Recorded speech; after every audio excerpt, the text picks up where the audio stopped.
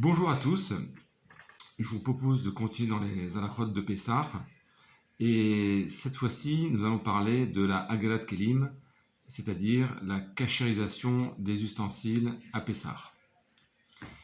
Dans le Shulchan Aruch, il est mentionné qu'il y a un principe fondamental pour la kashérisation des ustensiles à Pessah et ce principe est Kebolo Kar Polto, c'est-à-dire, si on devrait traduire, de la même façon que la matière a pénétré dans l'ustensile, de la même façon on en fera sortir.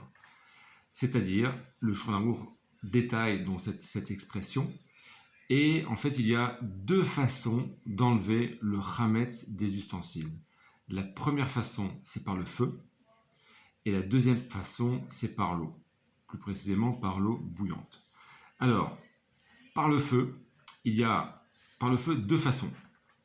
Il y a ce qu'on appelle le liboun chamour et le liboun kal. Le liboun chamour, on parle dans un cas où, par exemple, on a fait un barbecue avec des brochettes. Donc, c'est-à-dire que l'ustensile même est à même le feu et sur le feu, et le chametz est en contact également. Et donc, pour maintenant cachériser cette brochette, la seule façon de la cachériser, c'est également par le feu, à même le feu, c'est-à-dire que passer cette brochette sous le feu, par le chalumeau ou même par un feu quelconque, jusqu'à ce que le feu devienne rouge et jusqu'à ce qu'il y ait des étincelles qui sortent de cette brochette. Voilà. Ça, c'est la première façon de cachériser. C'est relativement rare, le liboun chamour, ce qu'on appelle, mais il peut arriver qu'on en soit amené également à faire ce genre de cachérisation. Ensuite, la deuxième façon par le feu, c'est le liboun kal. Le liboun kal, c'est tout simplement passer l'ustensile métallique sous les feux du gaz, par exemple une poêle. Une poêle, alors, la différence avec une brochette, c'est que la brochette est en contact direct avec le feu et le chametz, contrairement à la poêle. La poêle, généralement, on met un liquide entre le chametz et la poêle. Donc, ça n'a pas un contact direct. Et le feu également est en dessous. Donc, ce qui se passe, c'est que là, il est nécessaire simplement de faire un liboun kal, c'est-à-dire de quelle façon on procédera pour cachériser une poêle.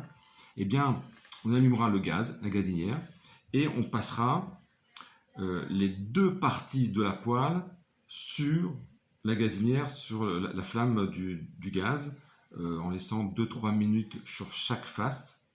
Voilà, et ça suffira. Voilà, ça s'appelle liboun kal, et ainsi on aura cachérisé notre poêle. Concernant le manche, alors généralement il n'y a pas de contact avec le chametz, mais c'est bien de passer un peu d'eau bouillante également. Si toutefois il y aurait un peu de chametz entre le manche, alors la meilleure façon c'est d'enlever le manche bien entendu, mais il y a des poskim qui permettent également en mettant un certain détergent de façon à annuler ce chametz qui serait encore imprégné entre le manche et la poêle. Donc ça, ce sont les deux méthodes pour cachériser par le feu. Donc le liboun chamour et le liboun kal. La deuxième méthode pour cachériser, et là c'est la plus fréquente, c'est la hagala, c'est-à-dire par l'eau bouillante. De quelle façon on procède? Eh bien, on prend une grande marmite sur le feu, on mène l'eau à ébullition, et on va introduire les aliments. Ça peut être des couteaux et des fourchettes, ça peut être également une petite casserole que l'on trempe à l'intérieur de cette grande casserole, et tout cela tout en l'eau bouillante, bien entendu, devra rester bouillante à ébullition avec des bulles. Voilà, ça c'est ce qu'on appelle la hagala. Il y a également une même cachérisation avec l'eau, ce qu'on appelle irouille miklerishon. Irouille miklerishon, c'est-à-dire eh bien, on versera, ce sont généralement des ustensiles qu'on ne peut pas mettre dans une casserole, on versera de l'eau bouillante sur ces matériaux, comme par exemple un évier, ou par exemple le shaich, le plan de travail également. Et il y a toutes sortes d'ustensiles dont la cachérisation se font par cette méthode. Donc en résumé, il y a deux processus de cachériser les ustensiles. La première, c'est par le feu, et la deuxième, c'est donc par l'eau bouillante dans une marmite. quelle est la différence? Il y a une différence fondamentale. C'est que la hagala, l'eau bouillante, son but, c'est de faire sortir le chametz qui est introduit dans la matière. Tandis que la hagala, le liboun, vient brûler le chametz qui est dans la matière. Et là-dessus, il y a donc des différences. En ce qui concerne la hagala, il est nécessaire que cette marmite soit en attente pendant 24 heures, c'est-à-dire inutilisable pendant 24 heures. De la même façon, l'ustensile qu'on va introduire dans la marmite devra être non utilisé pendant 24 heures. Ça, c'est la première condition. La deuxième condition, c'est que l'ustensile que l'on va cachériser soit entièrement propre.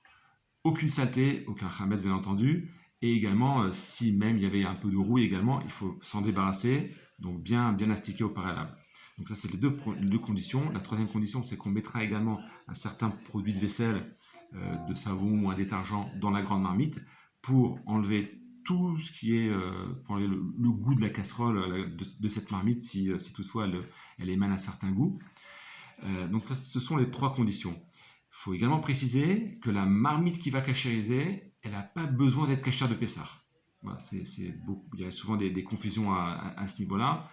La marmite avec laquelle cachériser n'a pas besoin d'être cachère de Pessah, étant donné qu'on a fait en sorte que le goût de la marmite soit pas goût, ce qu'on appelle qu'il soit détérioré, en attendant 24 heures et en mettant un savon à l'intérieur.